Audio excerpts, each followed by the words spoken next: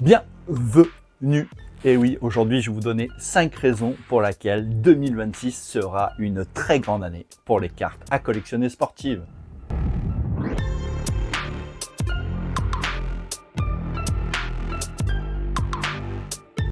Point numéro 1, les licences. Et oui, Topps va récupérer la licence NBA, vous le savez, dans quelques jours. C'est pour ça d'ailleurs que je fais cette vidéo maintenant. Mais elle va aussi récupérer la licence NFL en avril 2026. Et ça, c'est très bien. Ça fait très longtemps qu'un seul manufacturier de cartes n'a pas eu 3 sports majeurs.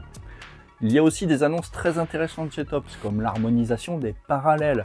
Et oui, toutes les parallèles sur 50 auront la même couleur, quel que soit le sport. Et ça peut être intéressant dans nos collections. Ensuite, il y a aussi le travail qu'ils font sur les mémos. Aujourd'hui, ils ont un gros travail de rachat des balles de baseball, des gants. On vous en parle beaucoup dans le Café des cartes. Et je pense que cette tendance-là, ils vont continuer à l'agrémenter sur les autres sports qu'ils vont posséder. Donc ça, c'est une très bonne nouvelle pour nous. Deuxième raison, et non des moindres, c'est les 75 ans de Topps. Et oui, c'est en 1951 que Topps lance, entre guillemets, l'ère moderne des cartes de sport.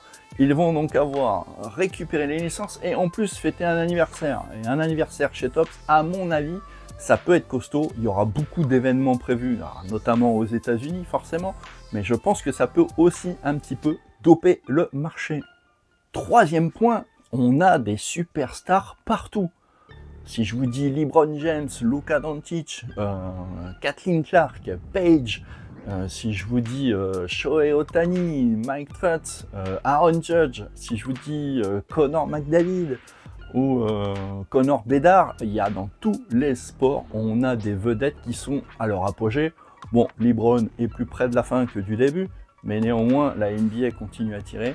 Les audiences aujourd'hui en NFL sont très bonnes. Le début de saison est assez canon et donc ça pourrait encore nous doper le marché des cartes sportives. Le quatrième point assez intéressant, c'est que 2026, c'est l'année de la Coupe du Monde de la FIFA. Et avec quel rapport? Eh oui, mais qui a les droits pour les cartes FIFA en ce moment? C'est Panini. Et Panini va devoir s'accrocher au marché qui conserve, puisqu'ils vont avoir un vrai déficit de chiffre d'affaires avec la perte des licences. Donc je pense qu'ils vont vraiment s'attacher sur cette Coupe du Monde, en plus qui se passe aux États-Unis, pour nous faire des belles collections. Ils sont partenaires pour l'instant, ils apparaissent bien sur le site de la FIFA, ils continuent à produire quelques cartes anniversaires sur des vieux sets, et je pense que ça va être quelque chose sur lequel ils vont miser beaucoup. Le deuxième endroit où je pense qu'ils vont miser, c'est la WNBA, où ils conservent pour l'instant les droits, on commence à avoir un petit peu de négo.